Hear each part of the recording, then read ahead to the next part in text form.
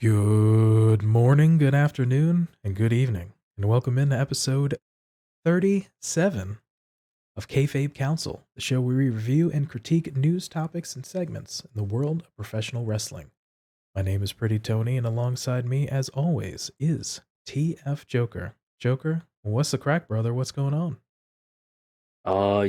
Just basking in the warm fuzzies from the Rumble last week, PT. Like we were talking about last week's episode, I went off and I enjoyed a great deal of the Rumble.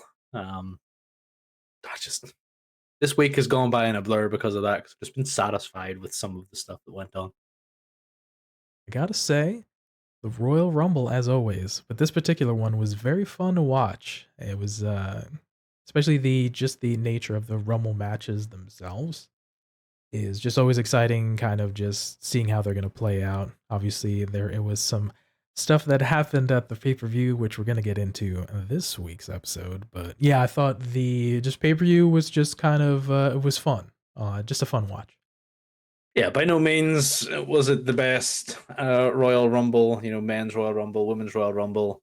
Um, by no means was it the best card, but a lot of the stuff that was on the card had really, really good build, and that's the main thing about what I enjoyed the most about the thing was there was these small storylines in there that you wanted to see play out within the men's rumble, some of the matches that were in there, and then obviously the main event with Romain Lettuce and Kevin Steen um, was somewhat enjoyable.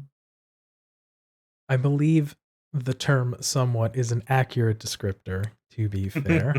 There were pops to be had and some dissension, shall we say. But yeah, just man, I gotta say, Papa H is doing a really good job of giving us a little bit of breadcrumbs and having us invested in the story, shall I say. Oh yeah, 100%. It's one of the good things about the Rumble and up to many a season, beginning with the Rumble, is the stories that you have played out since last year's Mania. If there were long term ones, this is where there'd be blow off. But there have really been nothing, has been nothing for a long time like that. And then we have this story with Sami Zayn and the Bloodline, um, having a bit of a blow off at the Rumble, and now we've got a nice roadmap towards WrestleMania, and it looks really, really good, and I'm glad that Pop H decided to sort of stick with it because, like I said, I've had a lot of fun with it, and it was the highlight of my week last week. Quite the amazing main event after the main event, shall we say. So got a lot of people talking, a lot of people interested in the match itself, in the storyline, sort of what's going to happen next. So honestly, if we're looking at that particular piece, I got to say, just kudos and congratulations to the WWE on a just really well received Royal Rumble pay-per-view. Oh, 100%. Yeah. Well done.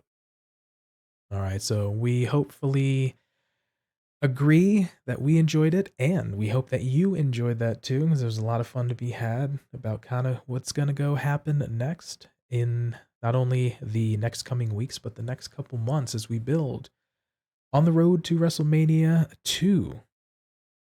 WrestleMania going Hollywood.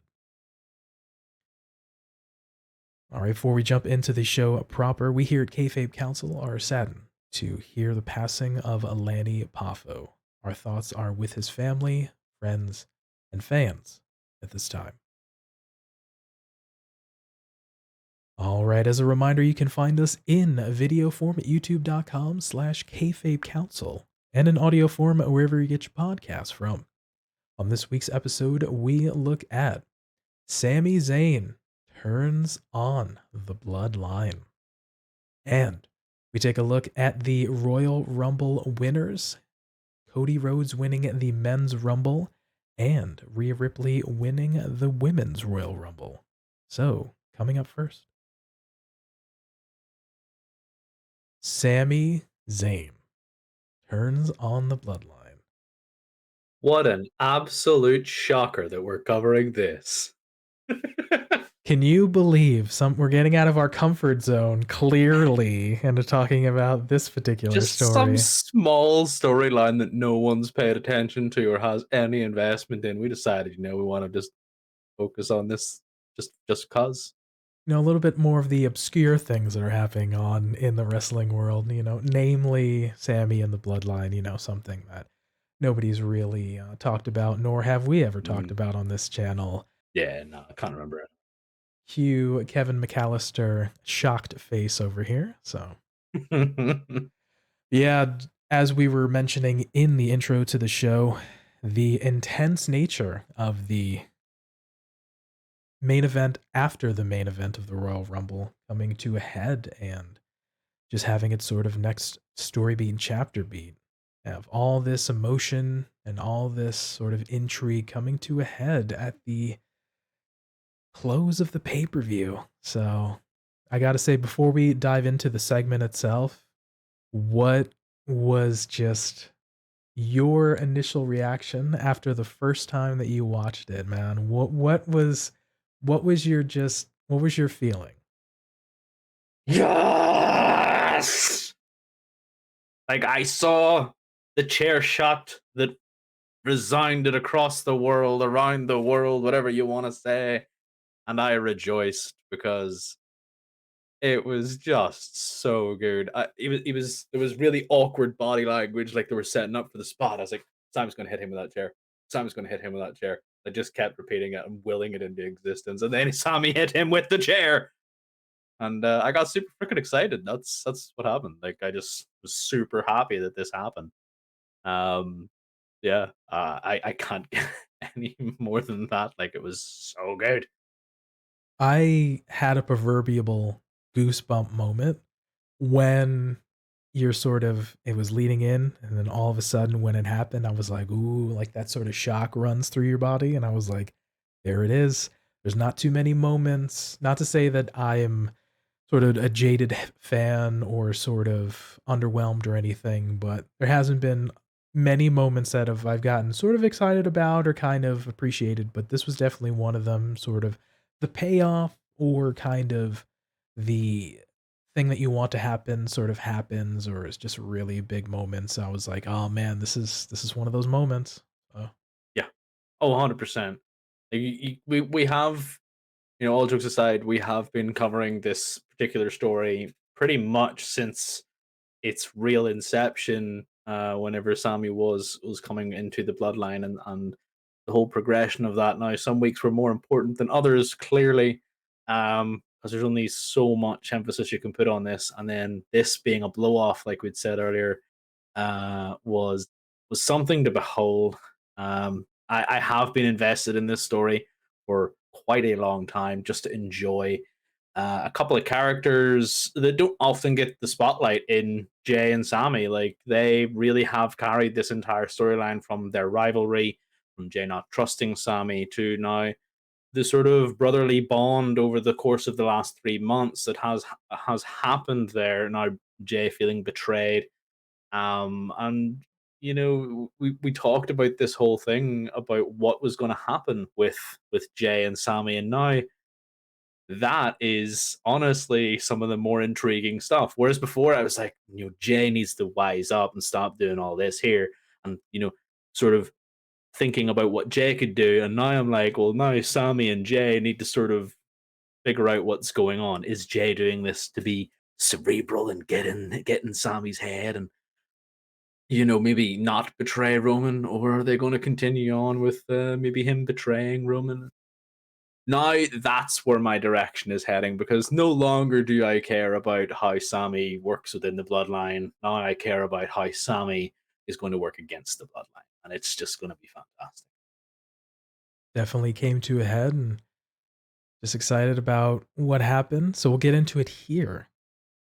The end of the pay-per-view was the Universal WWE Undisputed Championship match with the champion Roman Reigns facing off against Kevin Owens. Very hard fought and kind of stiff looking matchup. We go to the finish of the match, sees Roman Reigns slams Kevin Owens into the steel steps. Roman goes to stare at a concerned Sami Zayn briefly. Back to KO, another slam into the steps, and Michael Cole begging referee Chad Patton to call the match. Paul Heyman tells Sami to acknowledge his tribal chief, and Zayn throws the one up. Roman grabs Kevin by the beard. Owens slaps Roman off the ropes. Roman Reigns wins by pinfall with a spear, retaining the WWE Undisputed Universal Championship. Post-match, the Usos and Solo Sikoa join Sami, Roman, and Heyman in the ring. Jey wants to put the Ulafala on Zayn, but Reigns waves him off. Roman stops Jey and says there's still some business to attend to first. Roman tells the Usos to put the boots to KO. Off the ropes, 1D! They drag Kevin into the corner and beat on him. Collaring Owens with a steel chair, Solo winds up, splash in the corner. Reigns asks Heyman for something, and Paul pulls out 2 pairs of handcuffs for him. Roman gives one to each Uso, and they handcuff Owens to the top rope. Jimmy and Jey lay super kick after super kick after super kick into the helpless Kevin Owens' jaw, and Reigns advances, chair in hand. Roman talks to Kevin about disrespecting him and the family, and Sami Zayn before winding up with the chair. But Sami gets in front of Roman and asks him to stop. Respectfully, he's the tribal chief and the Universal Champion, and this is beneath Roman. This is enough, and Roman's better than this. Sami begs Roman, telling him that Kevin is done, and Reigns holds the chair out for Sami. Sami says he doesn't want the chair. Roman says he should do it. Heyman tells Sami this is his purpose, and Reigns insists Sami take the chair. There's no going back now. He's gone too far. Sami tells Roman Kevin doesn't care about him. Kevin's just an anchor. But Roman loves Sami and has taken care of Sami. And if he wants to be in the main event, he wants to be a part of the Bloodline. Otherwise, if he didn't want to do it, he should go and do jackass-ish. Reigns got in Zayn's face and told him to do it. Owens has to go. Zayn is hesitant. Reigns tells him to pull the trigger and sees that Sami's crying. Heyman says there's no crying in the Bloodline. Roman pie faces Zayn a few times and turns to talk to KO, some more with Roman's back turned. Sami hits Roman with the chair and tells the Usos that he's sorry as the crowd is going wild. Jimmy, Jey, Solo, and Heyman stare on in shock. Jey, visibly upset, screams, "What are you doing, man? I called you my brother." Jimmy lays Sami out with a super kick. Jimmy screams at Jey, "You say you love him like a brother? This is your brother? No, I'm your brother." Solo Sikoa jumps on Sami right after, and then hits Sami with a Samoan spike. Solo holds him down while Roman screams at Sami, and Jimmy punches him again and again. Owens straining against the cuffs. Jey is conflicted in the corner, and the others tell him that Sami isn't his brother, but Jey won't attack Sami. Jey leaves the ring in tears, and Reigns wallops Zayn with the chair over and over and over again. Roman hits Sami with mounted punches and viciously tears Sami's shirt off. Jimmy hands Roman a lei, and "F you Roman" chant rings out in the stadium. He plucks the flowers from the lei and drops them on Sami's fallen body. The Bloodline leave Sami and Kevin in the ring together, unconscious. Roman, standing with the remaining members of the Bloodline in the aisleway, says, "We're at war now, Solo. We take no prisoners."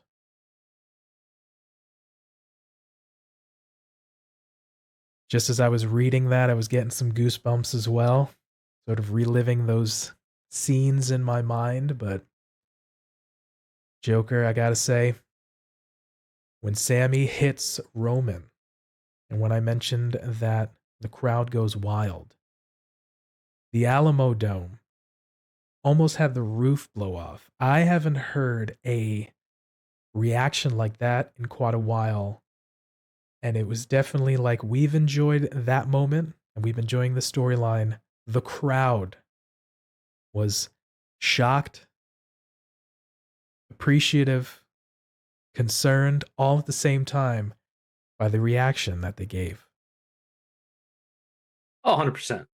This entire sequence of events, going from the end of the match to the end of the pay per view, it was just a roller coaster ride of emotions for everybody, and it's a lot of fun to watch. When Roman faces off against Sami, whenever Sami has the chair, and he's really in his face. Sami has a moment of defiance where you can see he clenches his jaw and he pushes back against Roman before just sheepishly turning away at the very end. And it's in that moment you're like, oh yeah, it's coming. Something's about to happen. Like the fact that Roman's turning his back on Sami a lot, you just look at it, go, come on, Sami, it's right there. It's right there to do it.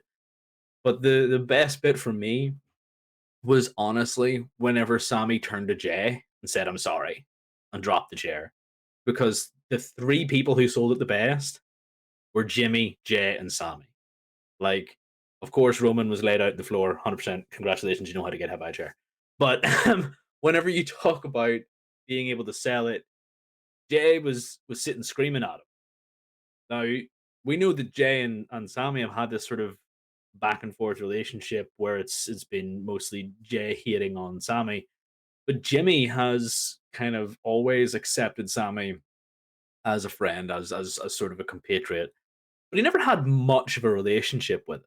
Do you know what I mean? Like whenever we kind of see the evolution of the bloodline, and if we go back to the very beginning when it was main event Jey Uso against Roman Reigns in the Hell in a Cell a while ago now, Roman Reigns was crying, Mr. Paul Heyman. There is crying in the bloodline because he was crying crocodile tears in order to get Jimmy into a guillotine, just because Jimmy was out there trying to stop Roman from beating on his brother.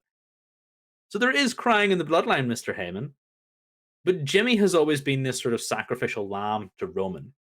He's always manipulated Jey, and he's always sort of used Jimmy as a fashion. And whenever you kind of look at the relationship you had, Jimmy realizes that he's been betrayed. Not as harshly, maybe, as Jey, but he takes a step back and leans on the top rope.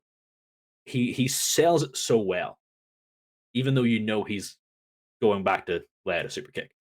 And you can see the fact that he is really angry. He's looking down, he's looking at Sami, and then a couple step bang straight in the face. Jey did nothing. Jey just looked aghast. He was super pissed. He's super pissed, and I think anybody would be because of this betrayal. But his actions after that, whenever he was told to join in with Jimmy and Solo, he hits the mat, rolls out, and walks off. Sami did the one thing that Jey couldn't do. Sami hit Roman with a chair and stood in defiance because he saved his friend Kevin. But Jey couldn't save his brother. Jimmy was used as a bit of meat to get Jey to relent in the Hell in a Cell match with Roman Reigns because he had him held into a guillotine. Jey wouldn't quit. Jey refused to quit up until this point. He was even to the point where he was prone And Jey was lying over his body, screaming at Roman not to do it. Jey couldn't hit Roman like that, nor could he save his brother. Sami did that. So, how do you think Jey is going to take being shown to be one of these guys that's going to be beating on what is essentially himself? Like, him and Sami are actually linked in this. And it feels really, really bad for Jey to be seen to be betrayed like this. I really have grown to enjoy their relationship because it's over the top and it's hilarious. But I love the evolution from hitting each other and Jey trying to get one up to the story a couple weeks ago with the trial. Whenever you were talking about the trial, and Jey saved Sami from the Samoan spike, and then gave him the entire defense. How awesome was that? And those were scenes during the time that they hated each other. Jey didn't want to admit it, but Jey was more akin to Sami in his role in the Bloodline than maybe a Jimmy was, his actual brother. Betrayal, I think, is the most accurate takeaway from that pivot point moment after Sami hits Roman with the chair and he turns to Jimmy and Jey. Sami says, "I'm sorry." And Jey just semi hunched over, hands at his side, sort of clawed hands, screaming, "You're my, what are you doing? You're my, you thought you were my brother." That emotion. Just, he doesn't know what to do because of all the things you said, because of their relationship overcoming those obstacles, overcoming the, what he even mentioned in his closing statements at the trial, Jey, saying that he didn't, in the beginning or the earlier portions, he didn't like Sami, he despised Sami, but Sami saw the good in him, and that's what family do. That's those moments were flashing in his mind when he's trying to process this moment. And you're right, Jimmy just sort of registers it, turns away, sort of leans up against the ropes, and then just, it's as if a switch clicked on in his mind and just super kicked Sami and then off to the races. And it's one of those where you can see the real confliction in Jey. Just what this guy that I thought and I called my brother, and he does that. And he's trying to think, well, what am I going to do in this moment? Because he has his real family, obviously his blood family with Jimmy and Solo and his cousin Roman, right? And then he has this guy that he's gone to war with, and he's come to trust and has grown on him, and Sami, and he does this arguably unforgivable act. And you're right, he sort of sees himself in this relationship that Sami and Kevin have had for 20 plus years of being friends and enemies and going to war, but always keeping an eye out for one another and trying to make sure that they're okay. And it came to a head, and I don't know, maybe it's that Sami was strong to see that the ties that bind were strong with Kevin ultimately. But Jey being defiant since the beginning, and he was the first member to be in the bloodline, having to not play second fiddle, but sort of be submissive in a sense to Roman. Roman is the leader, is the head of the table, the tribal chief, and you saw flashes over the last 2+ years of Jey. Maybe it's called being hot headed. Maybe it's called having sort of an attitude or sort of resistant. But you saw those flashes of him just not always agreeing or trying to take onus into his own. But I don't know if he was trying to look after his family or be part of the family or be supportive or not be strong enough to go against the tribal chief or whatever you want to call it or whatever you may think. But maybe there is some validity to the fact that Sami stood up for his brother in arms because he saw something wrong going. And Jay, being under thumb, as you've mentioned before, was trying to find a way to be supportive, but then sort of playing at odds with himself about what's right, what's wrong, what's loyalty, what's untrustworthiness, and he just chose not to attack. Well, let me clarify a couple more points here, just from what you said and everything Yeah. else. Bloodline might be family, but they all got press ganged into it. There's no loyalty here. Like, okay, 100% in real life, outside of the building, there is family, 100%. The Anoa'i family, huge dynasty, fantastic. Congratulations. The Bloodline is Roman Reigns press ganging the Usos into his service. And that is the long and short of it. You can't go against family. You were told not to go against family. You were beaten. But did Jey ever lose to Roman? Or was he made to relent to protect his family? The real head of the table is Jey because he protected family. Roman did not.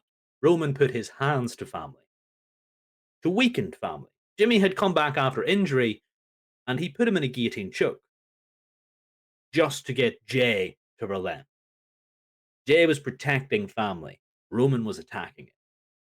Jey was put into a position of being in this bloodline to protect it from Roman, not from everyone else. Nobody else mattered to him except family. Now, Solo, the younger brother in the real life situation, was told by the elders to be an enforcer, to enforce the will of the tribal chief, because we acknowledge him. Cool. Nice one. But he didn't choose this. But he's not being press ganged into it. He's being told by the village elders, the family elders, the heads of the head of the table, to be of use. Cool. Guy's a loyal soldier, does what he does. Sami chose this because he wanted that sense of family. So I completely see where you're coming from with Jay being the right hand man, maybe feeling like second fiddle, all this here. But yeah, the kind of road years with Kevin Steen, coming through with Kevin Owens, the NXT call ups, all this here. They have been through a lot. Have KO and Sami, so they are like brothers. And in this moment, Sami did, like I said before, what Jay couldn't. He stopped the tribal chief from hurting his actual family. But Sami also knew that to do this would invite more harm to the family. And he apologized. He didn't go on a rampage and start attacking other people because they weren't surplus. They were just there. They weren't attacking KO. They weren't the problem. It was Roman. Roman wanted blood and wouldn't stop until he got it. He wasn't using anybody else. He took his problem to Roman, which Jay couldn't do. He couldn't finish the job against Roman. Sami did. Jimmy, I don't know whether or not they're going to be playing him off as, you know, going to get frustrated with being a patsy for Mr. Romain Reigns. But I know for a fact that this Bloodline story is a lot of fun to look at through the lens of the last few years, through the fact that Logan Paul, whatever his name is, Logan Paul, that's his name, right? Actually made a really good point about who's the real head of the table. Is it Jay or is it Roman? And then again, weeks later, man, I don't give a damn what the tribal chief said. Frustrations coming through because while you might think Jay might be hot headed, maybe Jay didn't actually care. Whenever you were kids, you would make a promise and you would cross your fingers behind your back. You'd be like, yeah, I promised to do that. That's how I feel like Jay got home whenever he said, I promise to acknowledge you, my tribal chief, and just had his fingers crossed behind his back. Because there is no way you can have someone do this. If you attacked my brother in front of me, it would upset me and I would relent, but I would hold a grudge. And that is how I feel like Jay may now work with Sami Oh, please make it happen. It's the interesting notion of absolute power corrupts absolutely. And you're mentioning that Roman's potential power trip, Roman's potential ego, or to an extent his insecurity about having to be the leader, having to be the one that's in power, the head of the table, the tribal chief, may have some personal things to gain, i.e., more money, more power, being the champion. And maybe he put that ahead of what he considered family as a means to an end. But Jay, to your point, always had these notions of what family is. Obviously, his brother, Jimmy, bringing along Solo, looking out for him. Even at multiple points through his confrontation and his reservations about Sami Zayn, Jay always referred back to, this is my family, and if you do anything to my family, I'm coming for you. Jay was always focused on that. Maybe at the end of the day, it was Jay was the one who was steering that ship for the family. So it's quite interesting notion. I'll give it to you. You know, it's where are we gonna see now with Jay stepping away from the beating that he felt he couldn't join in and he was conflicted about. So you're right. Sammy only brought his fight to Roman. He didn't bring it to Jay. He didn't bring it to Jimmy. He didn't bring it to Solo. He didn't bring it to Paul Heyman. So he addressed that, and what you mentioned again, he said he instantly turned and said, "I'm sorry." So, and it wasn't against anybody else. He just couldn't let this beating, this sort of malicious injustice stand. So he had to take a stand. He had to show some humanity in the sea of uncertainty, in the sea of viciousness. That if a tyrant of sorts had to show his dominance and had to go scorched earth, Sammy wasn't comfortable with that at the expense of a friend, of a brother. So maybe it is Jay saw the strength in Sammy that he just couldn't do for the sake of the family. Yep. So another emotional filled confrontation as we once again see Sammy and KO lying in the ring and Roman on the entranceway, again mentioning, "We're at war now, Solo. We take no prisoners." So we fast forward to SmackDown as the Bloodline arrives at the arena for Friday Night Smackdown. Roman Reigns brushes Kayla Braxton off when she asks about Jey Uso.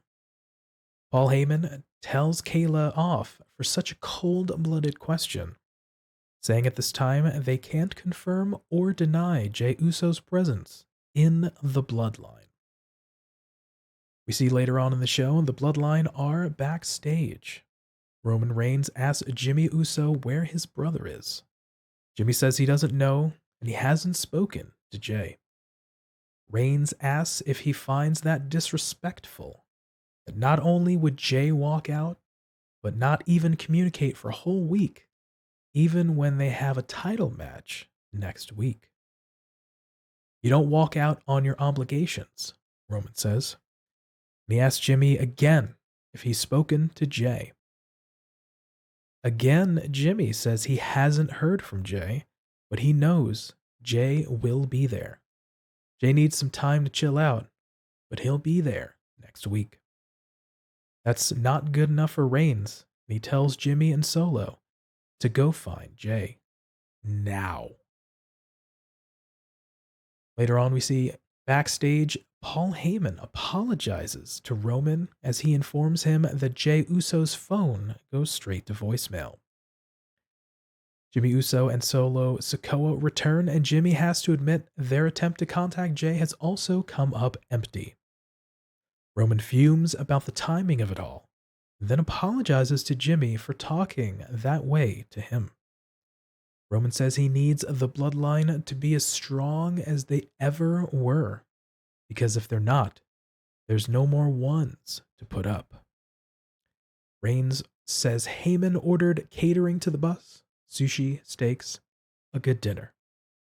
And he tells Jimmy and Solo to go eat while he takes care of business in the ring. So the next chapter here, we see still dissension, still see some tensions. Jey is not with the Bloodline at this moment. A couple of weeks ago, Roman had did something very unlike him. He apologized.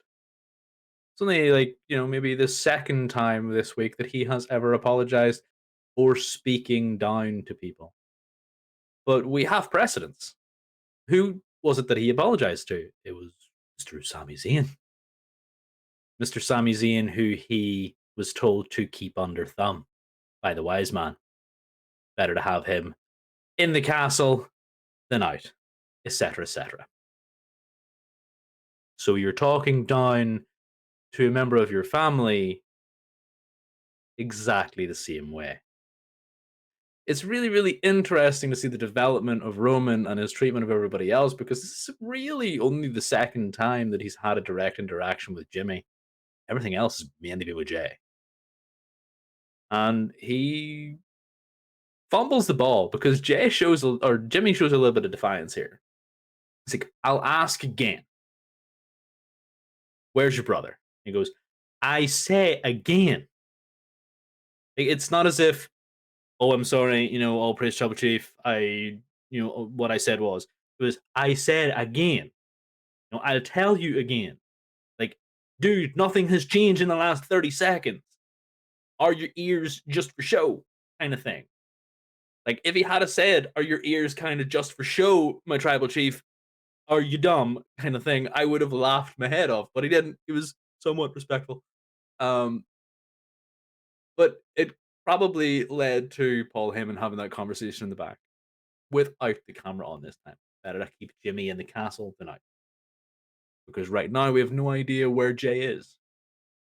The reason they can't confirm or deny his presence in the bloodline is because they can't get to him. The only person in that room that Roman can trust is Roman Reigns. Because we've already seen Paul Heyman snake on Brock Lesnar. We've seen the fact that Jey is gone. We've seen the fact that Jimmy has shown a little bit of defiance when questioned by a stupid question. And Roman kind of had this nonchalance in his, in their second meeting. It's like, sushi, steaks, I don't know what's out there, but it's a good dinner. Why even mention it? Like, just the wise man went and got food. Way you go. I need to go to the ring. But it's also showing a disinterest in the fact that he's telling them to go and eat whatever. Because I don't want you out there. He doesn't trust them. Because up until this point, he has had them with him every step of the way. Why now does he only go out with the wise man? The only person that can't defend him. Jimmy and Solo failed him, so he sent them to the back. The final stage of a dictator's reign is always when they get too paranoid to trust those closest to them. We are in the final throes of Roman's reign. Who's going to topple him? This notion of the cracks are forming in Roman and in Roman's mind. You mentioned more recently, a couple weeks ago, maybe the first crack in the foundation is seeing that Roman apologized to Sami, right? Very interesting notion. Like you said, we don't see him break rank or break character, just sort of give in to. He mentions that he's hot-headed or has a temper, I believe is the verbiage, but he gave in, even at possibly the council or the behest of Paul Heyman, even if it was to keep Sami in the castle rather than out. Oh, it was. So he gave in to that notion of appeasement of sorts. Flash forward to the trial of Sami Zayn after Sami says he has no defense. He gets emotional. How dare you have an ego? You say you won't even fight for this, and loses his cool and screams for Solo. Again, mentioned we don't ever see Roman sort of lose his temper, lose his composure, and he did so there. And then another notion at the Royal Rumble after getting hit, that was the sort of the match that lit the dynamite, and him possibly going overboard onto his attack and assault onto KO and subsequently Sami, excuse me. And then we see this piece here where he's just, like you said, Jimmy's just get a little bit of that backbone and says, no. Again, I haven't heard from Jey. So maybe there is some pieces to that. You know what? Jay's nowhere to be found, like you said. This idea that Jimmy and Solo sort of failed him in a sense. Just go have the catering on the bus. Have a good dinner. I need to handle this myself. I'm the only one that I can trust, essentially, to get these things done, type of thing. And maybe it is indeed the paranoia, the ego, the self-serving nature that whatever Roman needs that he's not being fulfilled with, even having essentially 2 world titles since WrestleMania, but then being the champion for well over past that. What is this void that he still needs to fill? But like I said, the cracks are forming and it's beginning to look like the foundation is coming loose in terms of the bloodline.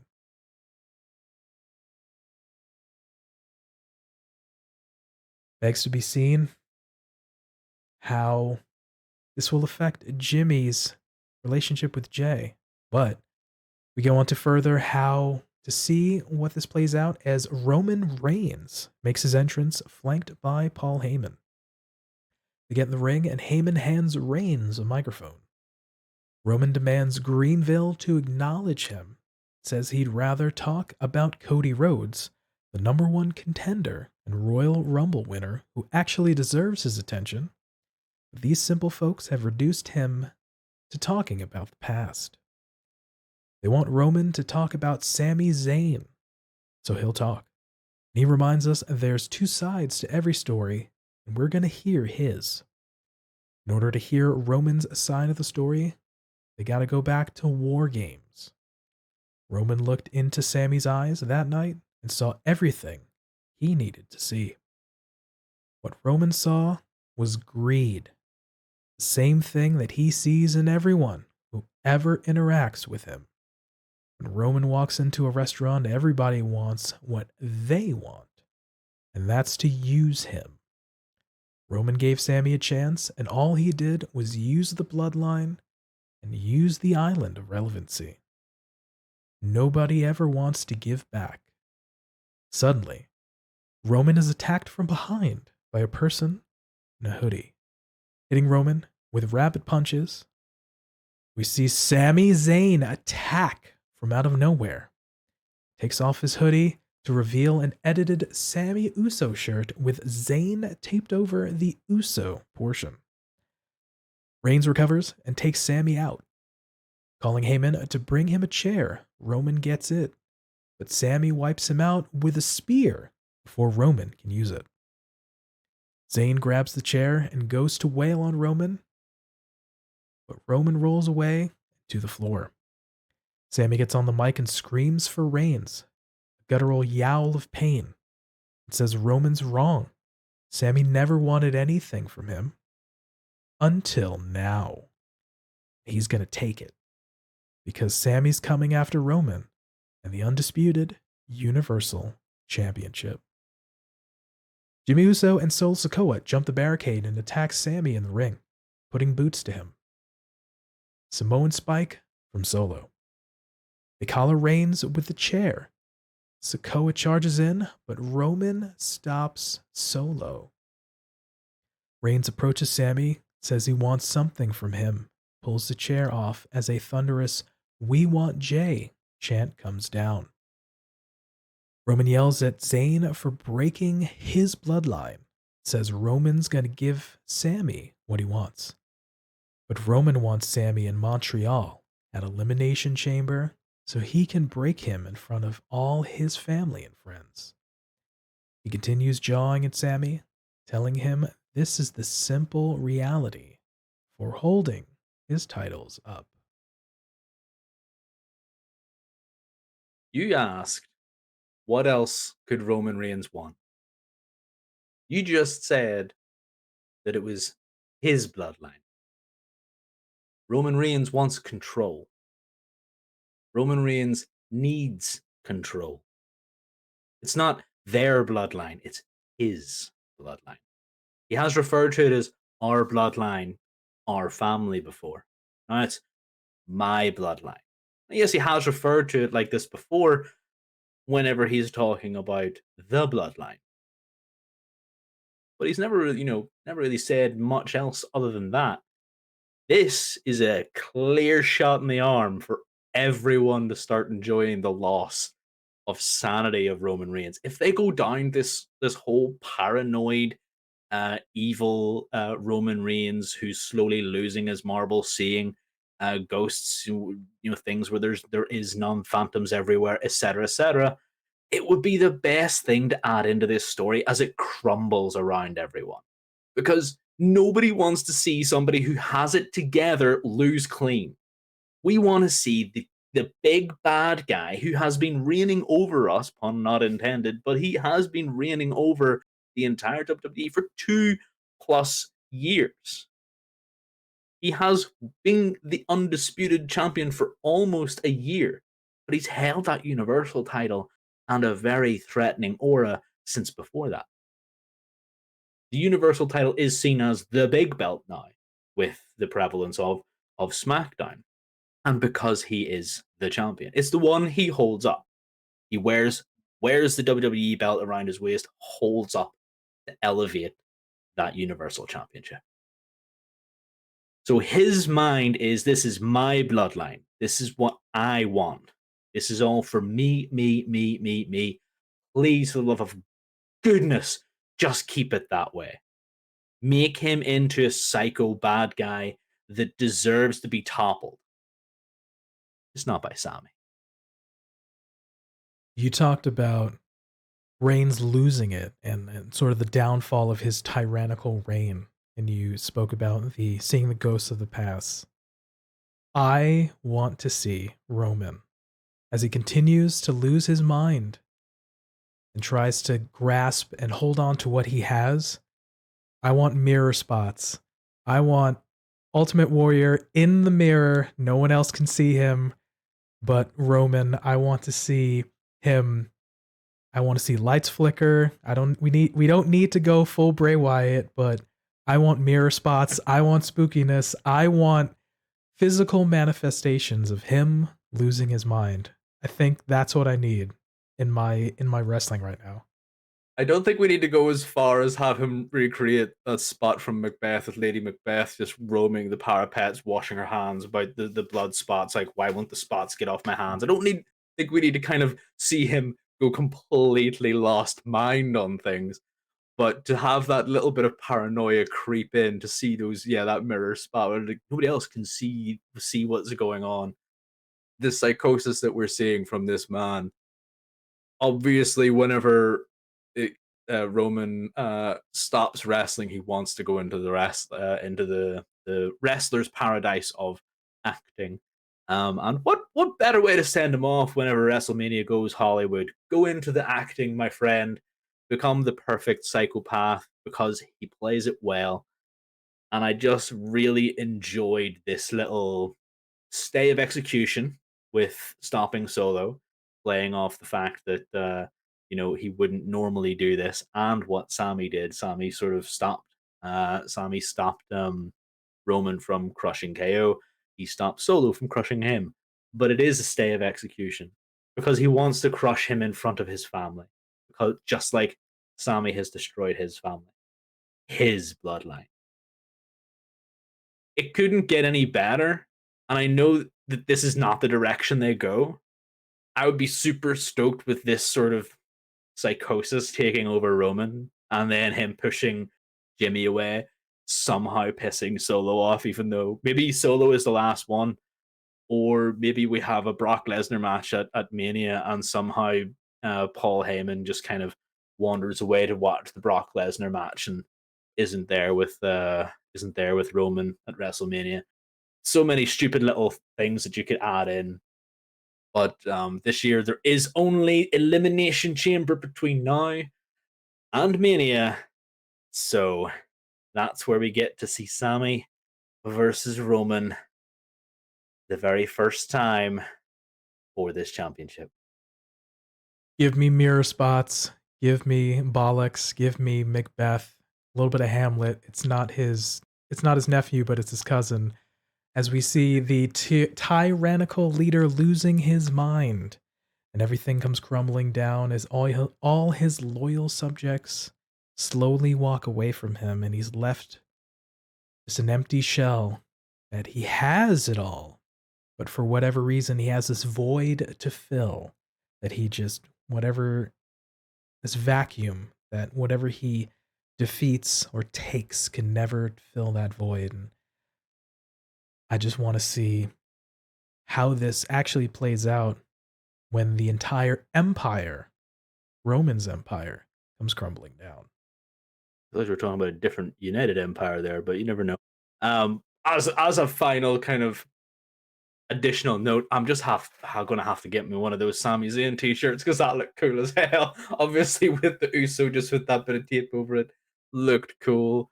I love the fact that he just sort of went back to his hyper energetic sort of self as well. He wasn't sort of subdued or anything. He was really going ham for it. Love to see Sami just kind of skip past his annoying conspiracy theorist section and then go straight back to being normal Sami Zayn, but with a little bit of a mean streak. I don't know if you picked up on this, but the shirt Sammy wore, right? It was a Sammy Uso shirt with a piece of tape over the Uso that said Zayn.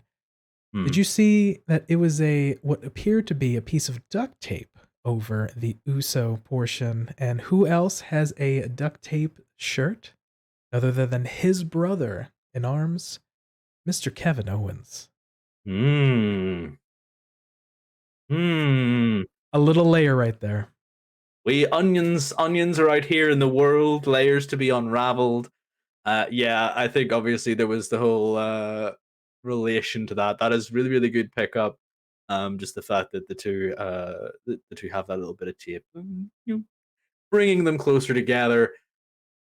Hopefully, maybe we'll see on Raw this coming week because we didn't see any last week. We'll see KO back. Maybe he'll have an interaction with Sami. Maybe we'll see something to do with Jey. Hopefully on Raw, but probably not until SmackDown. Which was unfortunate because then we have to wait 2 weeks because we never got to see anything last night from him. I'm just sort of impatient. I think people might have picked up on this. Like, I'm a bit impatient. I want to have everything now.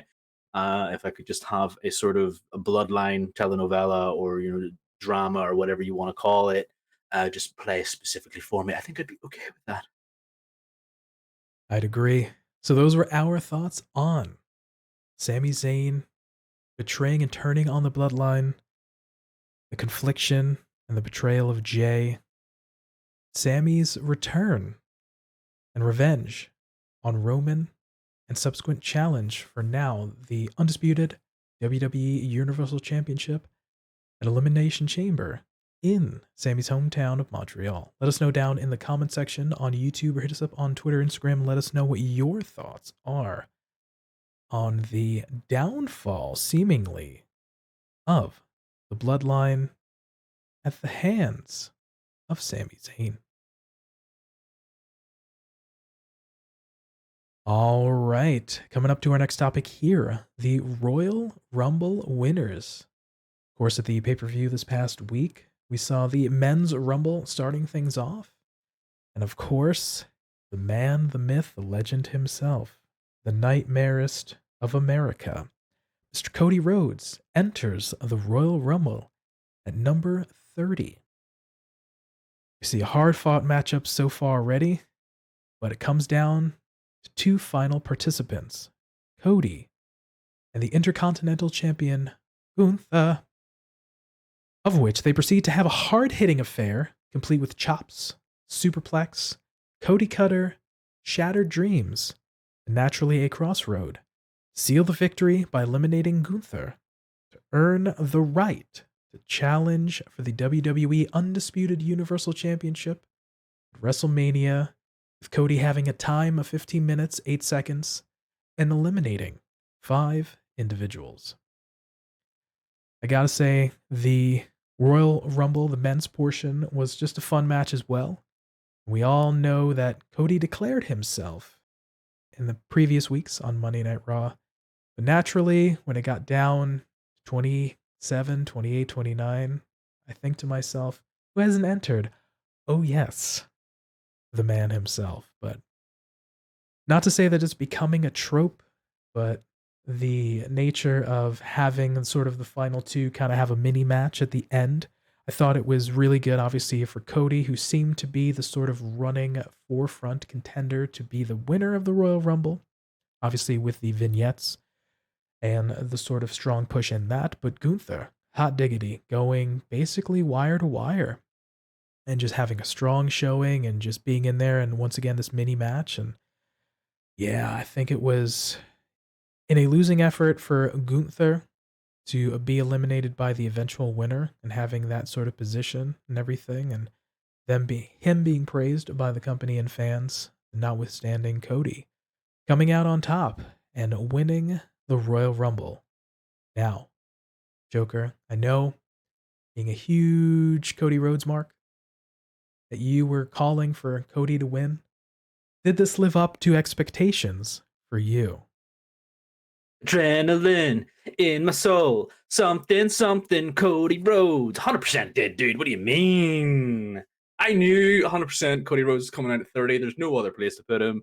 He had to come out at 30 because he's Cody Rhodes. He has to win. He has to put in the least amount of effort because he's Cody Rhodes. Not because, like, he's Cody Rhodes and he's entitled. It's just because he's Cody Rhodes. He is the future of the championship. He needs to win at the lowest amount of possibility to get injured again. Plus, he wasn't cleared until the day of the Rumble. So, there was no point in putting him in early.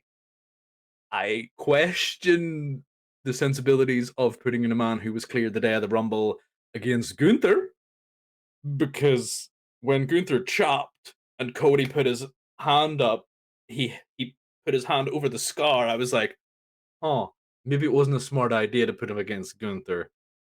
I completely understand having the mini match, but maybe just, I don't know, not do that. He tore his pec, and this man's big thing is chopping people's chest into oblivion. What are you doing, Pop H? This is senseless violence.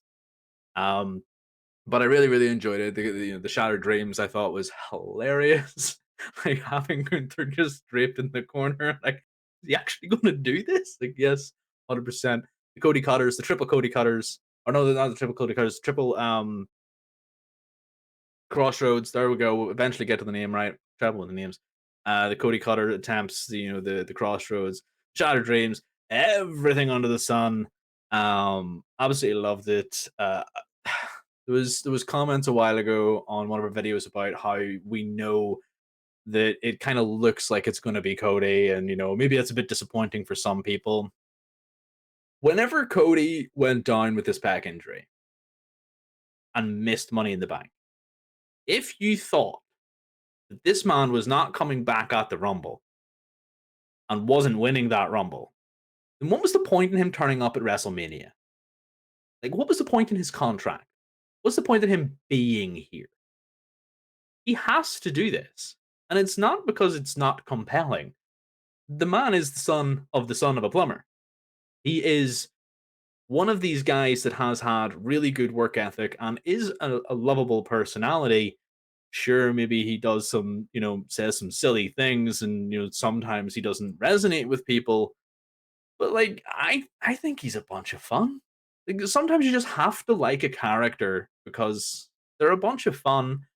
he's a wonderful guy that whenever he was in AEW had a lot of really good fun with some of the talent there. Some do say that Fuego 2 also left AEW. Rumors are unconfirmed that Fuego 2 left at the same time as Cody, but 100%. I would like to maybe get some confirmation. Maybe he's helping with the orphanages with El Generico, but I can't tell. You see that sort of stupid nonsense.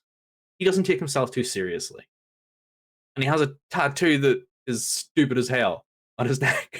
Like, I don't know. I had to question where he was in my life with wrestling whenever that neck thing happened. But it's stupid. It's I don't know. I can't really say too much else other than Cody Rhodes was always going to win. He was always coming out at number 30. This is the other part of why I love the fact that Roman Reigns is turning into a complete psychopath and about to lose it, because we're going to have Cody Rhodes win at Mania. He will be happy. We will be happy. And then Sami will win the other belt, and then everybody will be happy because, wrestling is just a bunch of fun. The nature of word came out that when Cody declared for the Royal Rumble, he wasn't even cleared. And we heard murmurings that, yeah, he was only basically cleared to compete like day before, day of. So yeah, it's a little scary to think that there had to have been a backup plan. If the day of came out that he just wouldn't be cleared, there had to have been. Have to. I honestly think there had to have been, but I think that there shouldn't have been, because what they should have done was not show these in vignettes saying, "I'm declaring for the Rumble," because that's silly. One of the best pops that this person about this to talk about ever got was because he came back from injury early, and people forgot for a moment that he was the most hated man in all of wrestling. I'm of course talking about John Cena coming out at number 30. I believe it was in Madison Square Gardens, but I could be wrong. But was it right? Madison Square Garden, 2008 Royal Rumble. There we go. He came out to raucous applause before everybody remembered we hate you, and then raucous boos. But how can you deprive us of that? That was my one gripe with the men's and women's Royal Rumble, a lack of genuinely interesting surprises, especially with the men's. The women's had like two surprises, but the less we talk about those, the better. But the fact that he couldn't have that opportunity, it kind of robbed something from me in the win, because that really should have been a John Cena spot kind of moment. You know what I mean? You're right in the sense of the fun aspect of the Royal Rumble is the surprises. And there were talks of the reason why they let slip and did all these vignettes of Cody returning and declaring himself for the Rumble was because there were murmurings that WWE was happy / satisfied with the surprises or what they had planned for the Royal Rumble. Now, there's to say, was it the Royal Rumble matches themselves? Was it the pay-per-view? What have you? But I'll agree that if we had that Cena-esque moment where Cody just comes in and it's like, man, we're hoping, fingers crossed, and then it does happen, and then he does win, I felt like, to your point, it would have added that little bit of extra onto it. So I'm okay with it, but I can understand your point of wanting to be surprised and having that sort of that huge kind of goosebump moment. Well, let's go back to WrestleMania. WrestleMania, the worst kept secret. Cody Rhodes is going to WWE. It's gonna happen. Seth Rollins, I've got you a match with somebody. And then all of a sudden, wrestling has more than one royal family. Adrenaline in my soul. Here comes Cody Rhodes. And then, all the way down the rampway, he's being an absolute god mode American hero, apparently. But, like, if you had the possibility of him not entering, the anticipation, if he was coming out at 30, he shouldn't have been declared, because if you're coming out at 30, it's always the spiciest of meatballs to see who is 30, to find out who is going to be in that coveted position, even though it might not always have the best win rate. But you see the last person, the John Cena moment, or the Rey Mysterio moment, or the Batista moment, these other people that have probably, also come out at 30. And then you just like, oh, you lose your mind. You go, oh my goodness, we're, finally Cody's like, everybody would have thought that he's coming out of the Rumble. Like everybody thought he was going to WWE to be at Mania. It didn't lessen anything. In fact, in anything, it really heightened it. And that's a stupidly big gripe for something that I'm still super satisfied with.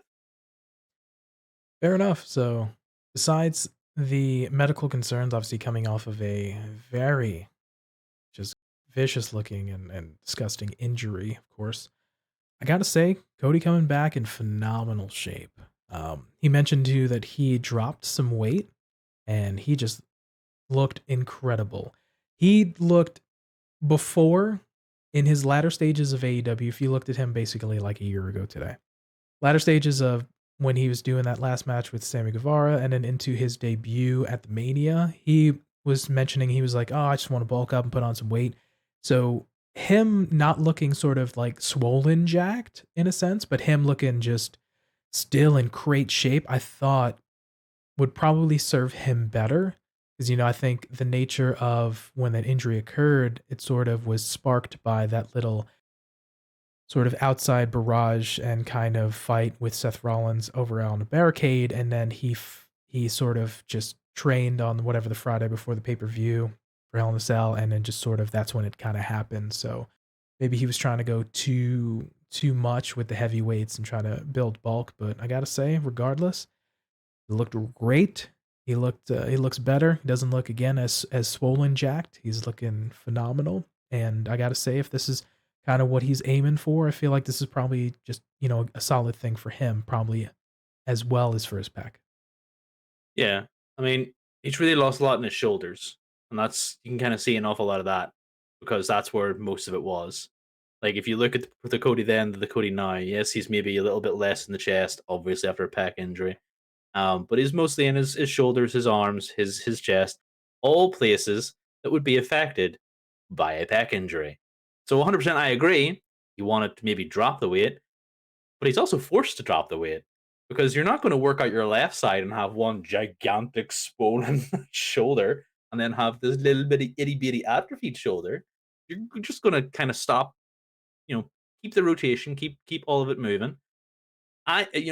Big Cody, small Cody. I looked at him and went, "Oh, you lost a bit of weight. You'll probably put that back on because at the minute his shoulders look unimpressive." He came back with smaller shoulders and smaller arms, and I was like, "You look good, Cody. I'm glad you're healthy." But he wasn't like super shredded or anything. So I Yeah. was like, "Okay, cool." So he's definitely this is injury sort of prevention. Looking at him, you went, "Okay, this is 100% out of necessity rather than anything you've made a choice of." To be fair, we don't need Cody Rhodes looking like Brian Cage. And no, I really don't. I really don't need another Brian Cage in the world. Like I said, I don't care how big he gets, how small he is. I just noticed it and went, well, that's the reason why, and I'm satisfied with that. If he comes out and says, because I wanted to look smaller, I'll be satisfied with that. I don't care. It's the man's body, does whatever the heck he wants with it. But next time, just don't work out on a torn pec, Cody. That's all I'm freaking asking. You silly jackamo. Cody comes off injury, again, just looking in great shape. But on Monday Night Raw, he declares his intentions to face Roman Reigns. And we get the graphic, and he will indeed face Roman Reigns for the perhaps face Roman Reigns for the undisputed WWE Universal Championship at WrestleMania. It's, of course, if Roman is able to get past Mr. Sami Zayn at Elimination Chamber. But kind of takes the surprise out of it. Again, calling back to our earlier conversation of only having sort of one world champion in a company that has defined themselves of having two world champions for 20 years. But yeah, I mean, kind of figured that he would. I mean, he has to choose the guy holding both belts at this point because it's the only play. But yeah, if it does come to that, not taking nothing away from Sammy and their matchup at Elimination Chamber, but a matchup with Reigns, like they haven't faced each other since, geez, I want to say the brotherhood of Cody Rhodes and Dustin as Goldust faced off against the Shield as Roman Reigns and Seth Rollins were WWE Tag Team Champions, so they might have faced off maybe slightly further down the line, maybe closer in time, but they've definitely faced off. So it's been quite a long time since they faced one another, and they're both at different points in their careers. So should that definitely occur? Interesting matchup of these two Goliaths going head to head. I can't wait. Roll on WrestleMania. Yeah. So that was a sort of foregone conclusion that we kind of knew Cody was going to win. And indeed, we got that. And just glad he's back and healthy and situated. And the matchup is set. Cody will face the champion at WrestleMania, whoever that may be. Roman Reigns. All right. On to, Mhm. on to the Women's Royal Rumble as we see Rhea Ripley enters the Royal Rumble matchup at number 1. Rhea outlasts the entire field. A notable spot, of course, Rhea getting the number 30 entrance, living down to expectations, Ms. Nia Jax. She was able to get Nia off her feet in for a riptide. Might not have been up in the air a lot, but surefire enough, she got her off her feet.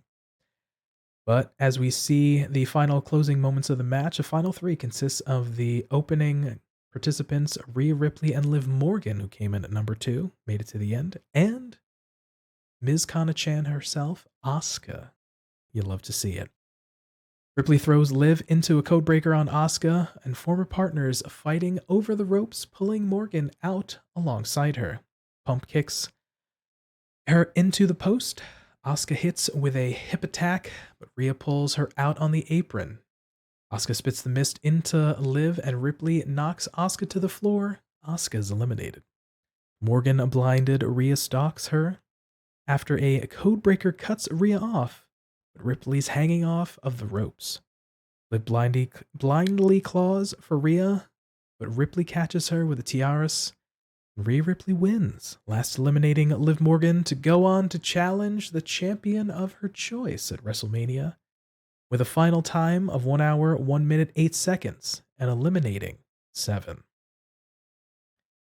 So, Joker, throw it over to you again.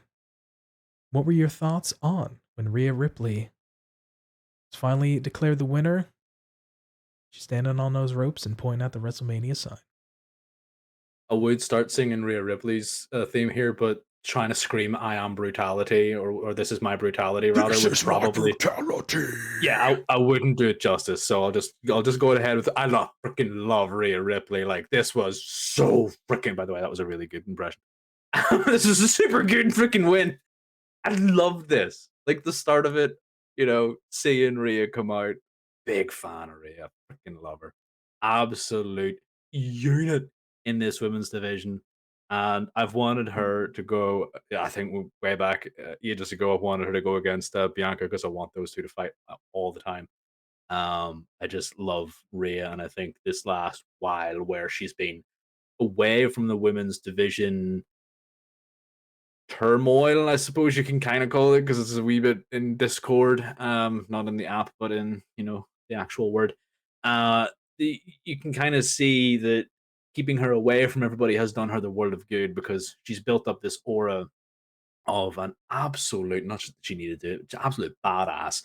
Uh, and to see her go from bell to bell with Liv Morgan, because I'm told entering at number 2 is also entering at number 1. So technically, Liv did last just as long, minus, let's call it 1 second, to Rhea Ripley being the last person eliminated. It was super good to see. There was a couple of spots in there. The surprise 30 spot, um, yeah, exists. I didn't like it. It was awful. Um, I could say an awful lot of bad things, but I'm trying not to. And then I don't know. Do you remember what the actual time? Do you have how long she lasted in the match? Yes, I do. Rhea Ripley, and Liv Morgan for that matter, went a total of 1 hour, 1 minute, and 8 seconds total. I don't care who you are, 1 hour, 1 minute, and 8 seconds, it's a long time. 50 minutes plus in that ring. You've already done an Iron Woman match, come up to Nia Jax and you have to lift her, the sandbagger of all sandbags. Like, I didn't know. Rhea literally deadlifted her. There was nothing in Lena Finene. Please learn what to do. You're so annoying. You had the stupid monster spot that you didn't deserve. You came in it starting to rant. Rhea Ripley's amazing. She won.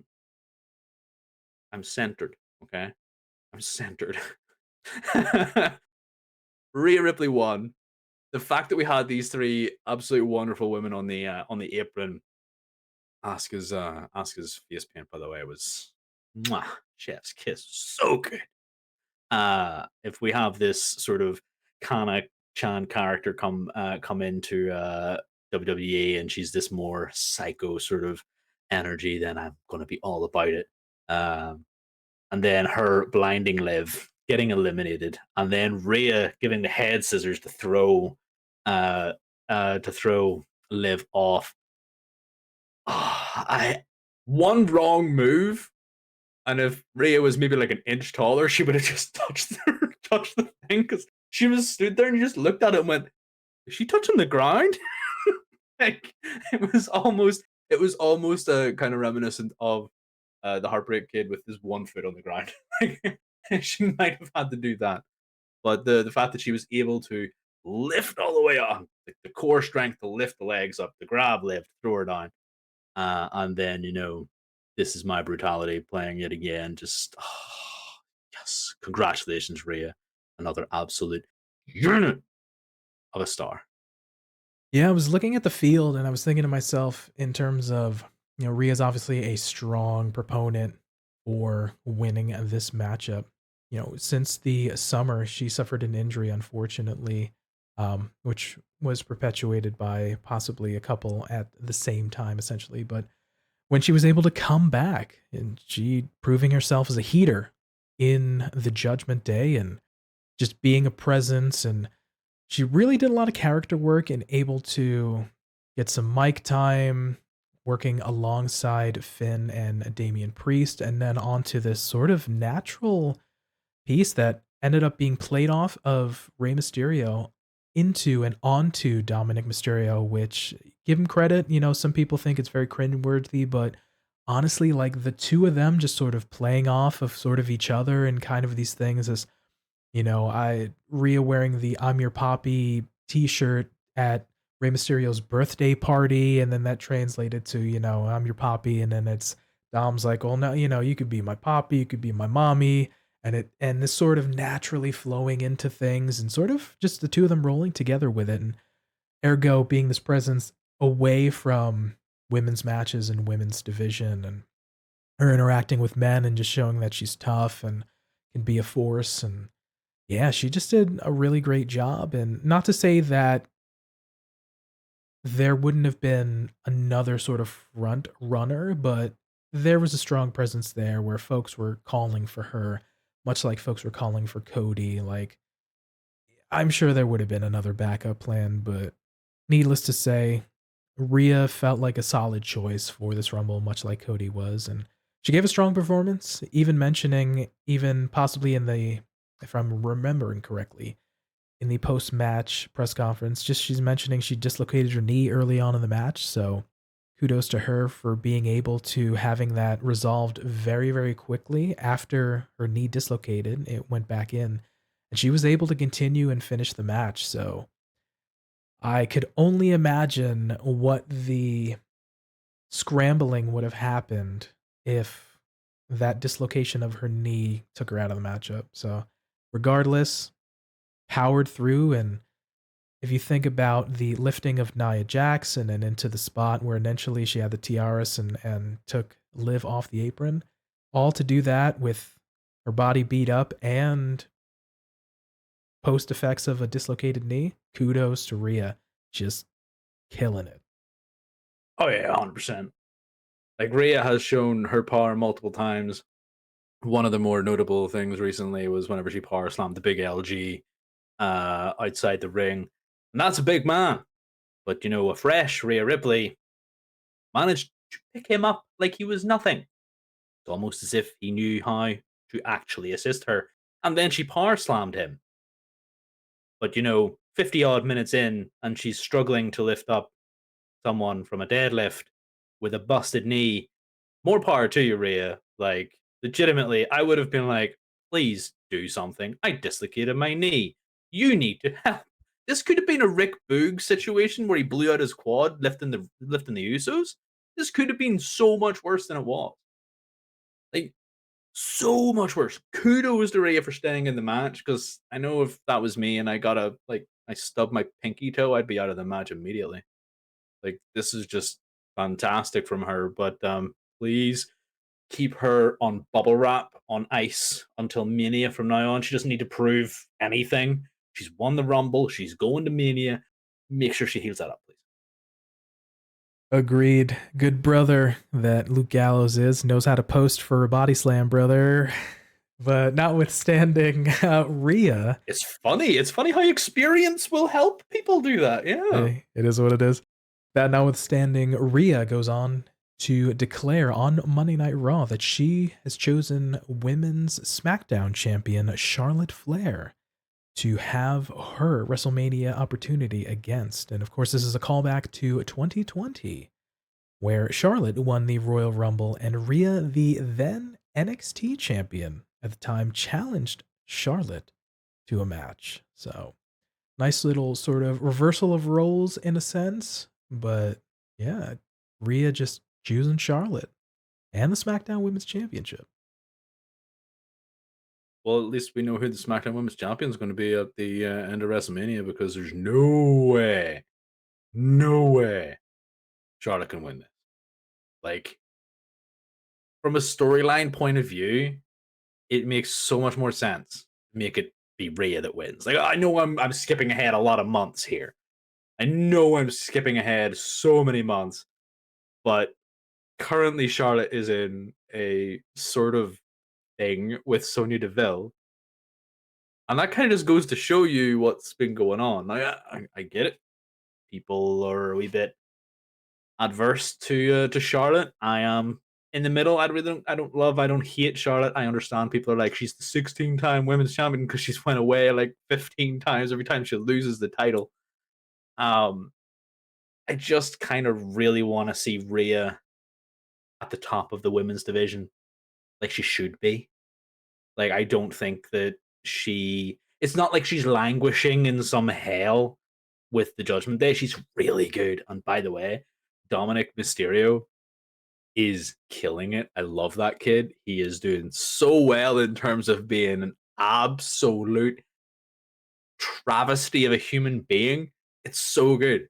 I don't know if you watched the piece with the NASCAR on SmackDown last night, but if you did, another premium acting showdown between the Judgment Day and the New Day with Rey Mysterio. Oh, so funny. Um, but like, their interactions with Rhea and Dom Dom, as she calls him, are just like they're a highlight for me now. I loved the Judgment Day back whenever they formed with Edge. They sort of fell off for a while for me. I was expecting more, but now she's back to this sort of prominence, and I need her to be there because she is fast, strong, funny, just an absolute amazing in-ring ability, and she's more well liked than Charlotte, in my opinion. Plus, she's just Rhea freaking Ripley, man. Kudos to both WWE and NASCAR for trying to give each other a bit of mutual rub, but notwithstanding, you can tell all the folks involved, New Day, Judgment Day, Rey Mysterio, just having a laugh and just absolute bollocks and just having fun with that notwithstanding. I think the drivers had a bit of a laugh too, as well. Like, Yeah, that was so, just some yeah. absolute nonsense, and Dom, Dom, mwah, chef's kiss, my guy. But going back to the notion of Rhea Ripley, yeah, it's a callback for sure of the 2020 when a lot of folks felt that Charlotte should have put over Rhea Ripley, but Charlotte ended up winning the NXT Women's Championship in 2020 at Royal Rumble. So, to you're already thinking Rhea is going to defeat Charlotte for the championship? We saw last year a surprise return in Miz, MMA herself, the big dog, Ronda I'm Rowdy Ronda Rousey came back, won the Rumble, faced Charlotte at the WrestleMania, and lost. So a lot of people were convinced that she was supposed to go over, but she ended up going over the subsequent month at Backlash. Charlotte went away and on her first night back took the title back anyway, so it doesn't matter. But not to say that it's a foregone conclusion that Rhea Ripley is going to win, but it would sort of make sense for, nothing against Charlotte, phenomenal athlete. She's held the title many times. She's a safe bet. Whatever you may think about her Charlotte Flair, her booking or her presentation or anything like that, I'll give it up to Ms. Ashley Fleer that she's a phenomenal athlete and she definitely holds her own and can be worthy of holding the title as we've seen on numerous occasions. But it would make sense for Rhea to win over Charlotte so that Rhea can still have a connection with the Judgment Day, but sort of kind of go out on her own, potentially on SmackDown, and just go ahead and just kill it over there. So I feel like it would make sense for Rhea to win. I mean, there's no logic needed. It's just is Rhea bloody Ripley, mate. It's just Rhea bloody Ripley. Yeah. Have her win. She's the best. Don't care about Charlotte. Give me Rhea. Couldn't have said it better ourselves. So, those were our thoughts on the Royal Rumble winners, Cody Rhodes and Rhea Ripley.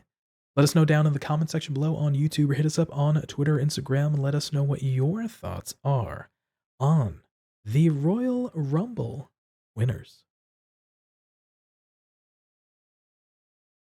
All right, so that about wraps it up for us. Joker, how was that, man? We were in the fields. We were getting those roller coasters, especially with the Bloodline. And of course, with you, with the American Nightmare himself, Mr. Roller Coaster Rhodes. How was it for you, brother?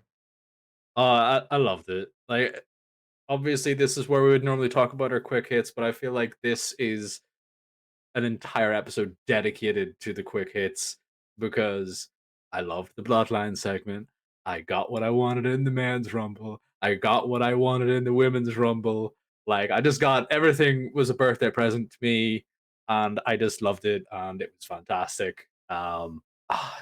Just getting to talk about it, like whenever you were describing everything in the Bloodline, just thinking about everything coming back, I was just visions of Rhea at the top, trying to dangle and hold on, and just Cody getting chopped, and just everything, and then Sami with the chair shot, heard around the world.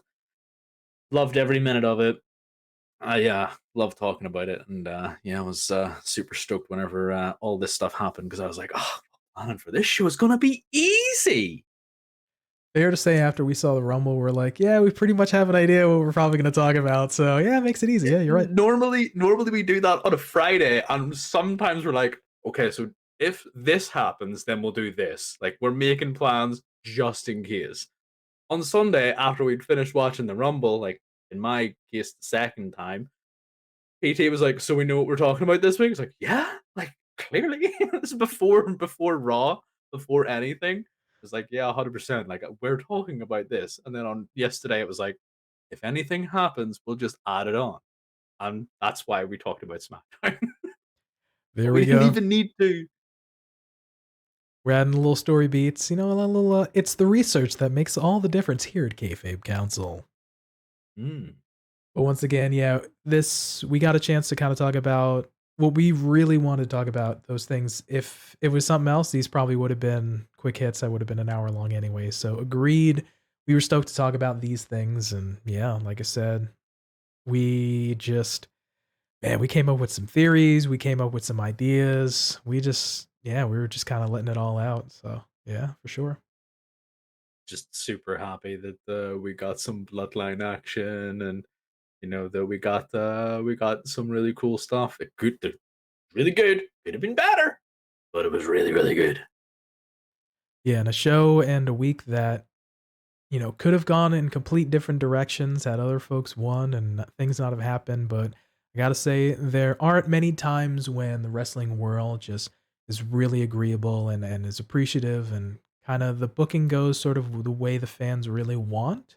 And the fans really enjoyed it for the most part of the majority. And there's always going to be derisiveness and division, but yeah, I gotta say overall, the WWE is doing very, very solid booking now. So again, kudos to Papa H for putting it all together and giving little fans kind of what they want.